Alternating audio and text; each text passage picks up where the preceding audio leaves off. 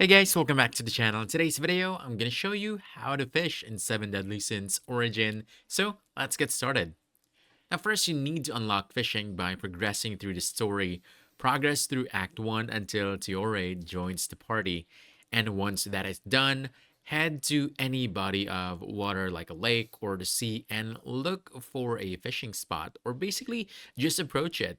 And when you see the prompt, start fishing and choose your bait. Different fish prefer different bait, so picking the right one can help you catch better fish. Next, you want to cast your line into the water. Try to aim for a good spot. Usually, when the indicator is green or blue, you're in a valid fishing area. Now, wait for a fish to bite.